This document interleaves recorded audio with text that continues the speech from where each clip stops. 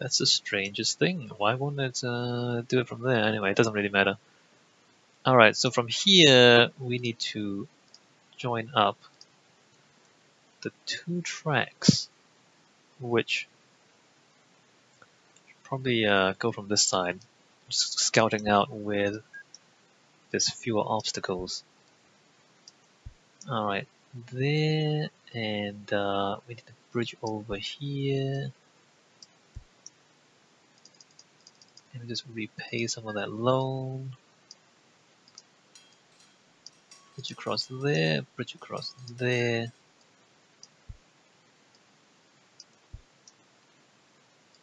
And bridge across there. So there's a lot of bridge types. I probably should show you this. So the bridge types, there's speed limits. So this is the fastest bridge, but it's also the most expensive. If you come down to here, you're gonna have like a wooden bridge for like less than half the price, but you only can go 32 kilometers per hour as a speed limit, whereas the tubular steel is 611 kilometers per hour. So basically, we want a fast bridge because maglev trains are fast. Let me just bridge over it. Okay.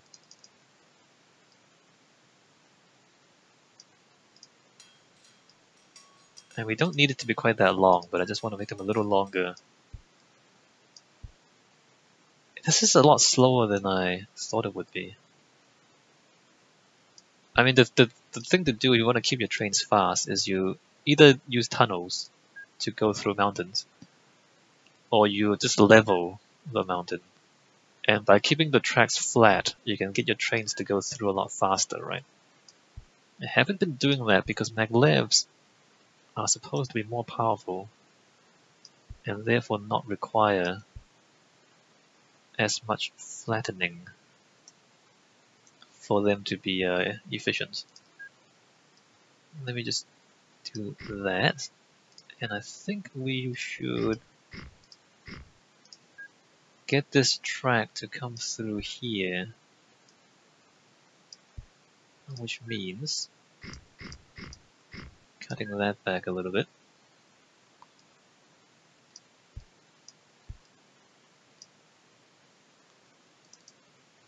Just borrow that, put that there. Alright.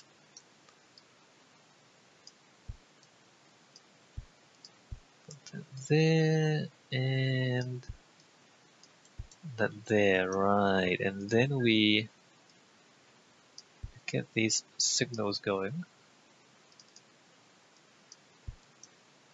So now we have two big cities on either side joined up. Great. Great. And we want a passenger service going between the two cities. So let's see, 1, 2, 3, 4, 5, 6, 7, 8, 9, 10, 5.5, 11. Actually, I want like one more passenger. All right. So we go to this city, and we go to the other city, and we just let it run. We don't say fill with passengers. And let me just actually clone this train.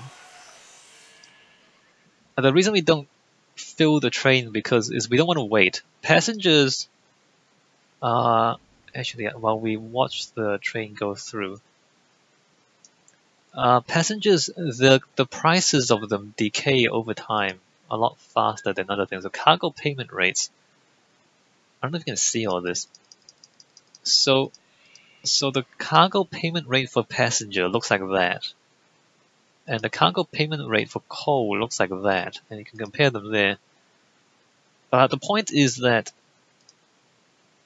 the decay, well, I guess for goods as well, the decay for certain types of goods is faster than others. Anyway, the passengers, if you want to keep the passengers happy, then you don't want to have them waiting on the train for like several months, waiting for it to fill up.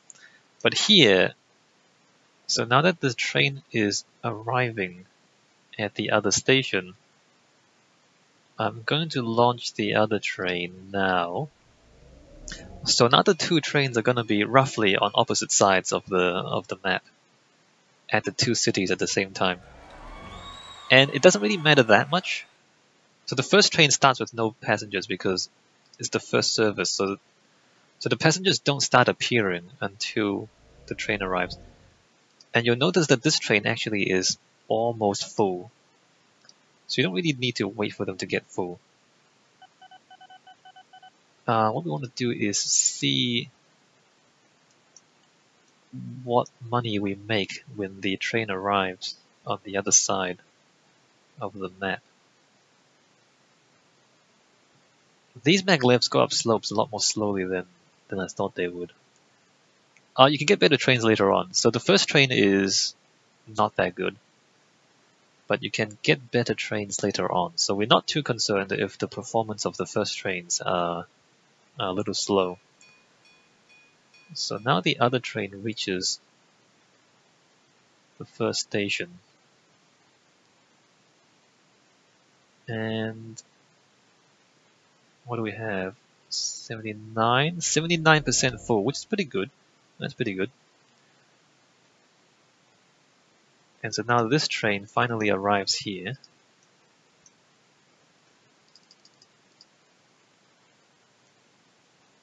As it slowly climbs up that mountain. That's a pretty slow climb there.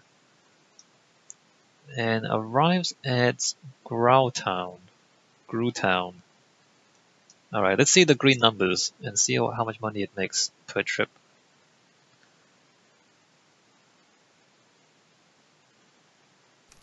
$79,000 per trip. Not that great, to be honest.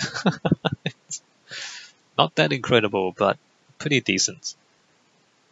Not complaining. Ratings 66. Oh, and there's extra passengers. So because there's extra passengers, what that means is that we can probably afford to put in another train. So what we wanna do is to have this. So what is this? 74. So 74 means that 74% of all possible goods are coming to your station. So the higher the percentage, the more passengers and mail comes to this station. So basically, if your station is empty, but the rating is like at 40%, what it means is that you can actually put in more trains, and you will get more goods coming in wanting transportation. Alright, so it's 70% there. And so there's 76% or 76 passengers left over after that train filled. But it's only at 71% rating. So conceivably we can get more people coming in. You'll notice that these trains go a lot more frequently than the coal trains, so they fill faster too. So even though per trip they don't seem to. Let me just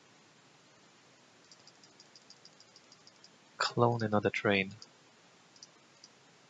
So even though it seems like per trip they don't make as much money as the coal trains, the fact that the passengers fill up faster means that I think they end up making more money in the long term.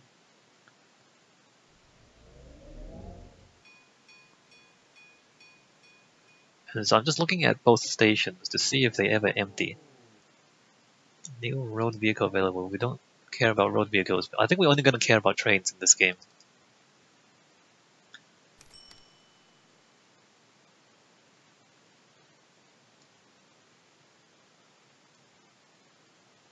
And also, town grows every 100 days. That's something to keep an eye on. So once you supply a passenger service or a goods supply to the cities, they'll start growing. So at the moment they're this big, but they'll automatically grow by themselves over time. And so you in fact get more passengers in the cities over time. And that's not the case with things like the coal mines. Well, they can also increase output, but they don't grow in the same way as cities do. And that's also why there's 5 tracks here. Like, why did I choose to put 5 tracks? Right, in the it seems like a bit excessive to have 5 tracks. It's because we expect the city to grow in the future. Okay, how much do they like me now? Mediocre. It's not very good, is it? Would they allow me to blow this up? No. Guess it's not that important right now.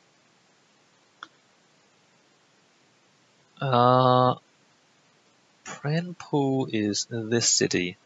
So the Pranpool station has more people, or has more passengers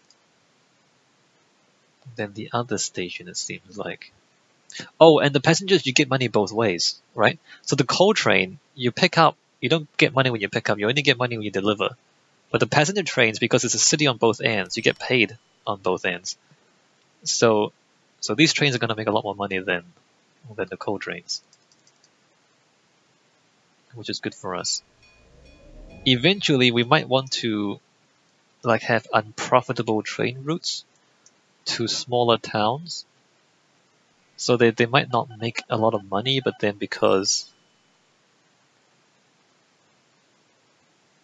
there's a passenger service, it means that those towns will start growing, and that's more important than having a growing town is more important than making money sometimes, because you make money in the future once you grow the town enough, then you can start making money there. The rating will slowly go up as well if you provide consistent service locally. Alright, so there we go. We have 3 passenger trains going between those cities, and it's making a lot of money, which is good for us. Alright, so now it looks like that. Our network. So this is a town. And this is also a town. I kind of want to put a train station in the middle and serve both. But you'll notice that it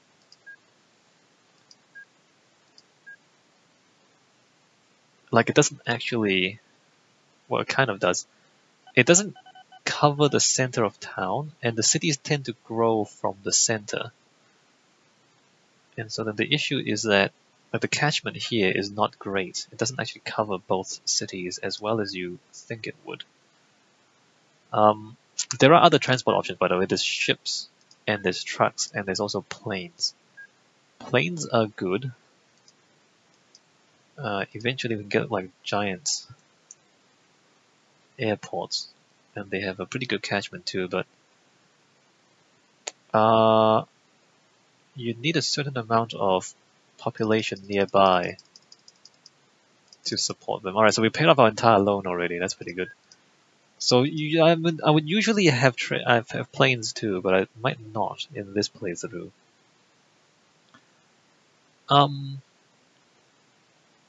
Alright. So what do we want to do next?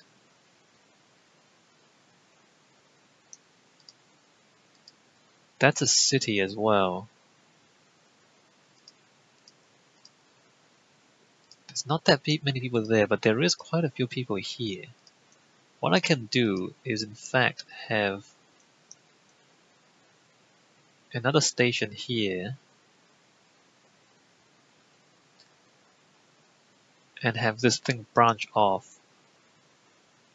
So we have trains coming this way too. Should we do that? Let's do that. Let's blow this up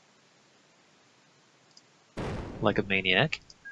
And then let us level that. And then let us put a station there. Yes. Like a maniac. Not this one.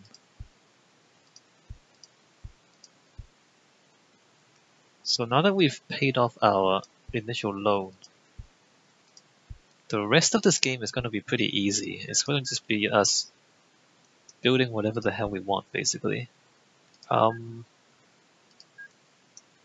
Alright, and then the other side, 1, 2, 3,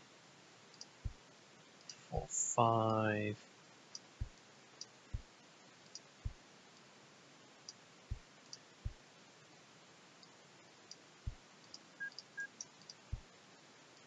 And exit. Actually, which way is the exit? Oh, this way is the exit, my bad. So I have my own particular preferences for how to build these stations.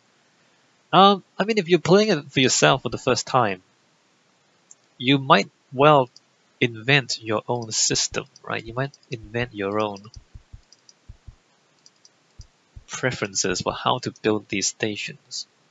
And you might end up with something different from mine. So, like when you watch me play like this, what might happen is like you end up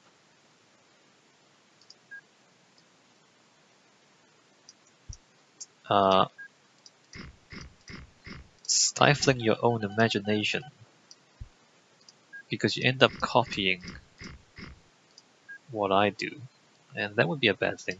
Maybe you should not watch. Maybe you should not watch my videos and instead play this game entirely for yourself so that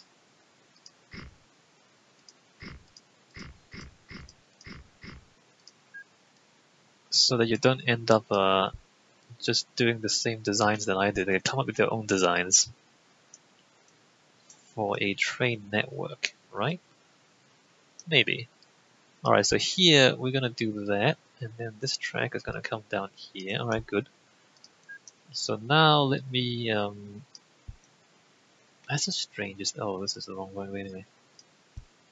That's the strangest thing. That's not it either, huh? Not sure why that's not working like that. Okay, that works. Oh, did I mess that up? I completely messed that up. Hold on. Let me demolish. I guess having two-way. Actually, no, it's not. Having two-way lighting is not a good idea. When your trains get stuck, they can't go back through a. Oh, nuts. When your trains get stuck, they can't go backwards through the system. So having a one-way signal like this forces the trains to keep going forward, which is important if you don't want your trains to go backwards and potentially crash with other trains. Alright, so now this needs to... So this one's pretty easy. Let's go through this way. The other one, I suppose, will come through this side and join up there. Right? So there, there, and there. And then the other side, there, there, and there.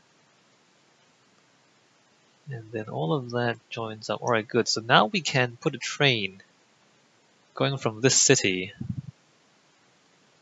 to this city, and they will all join up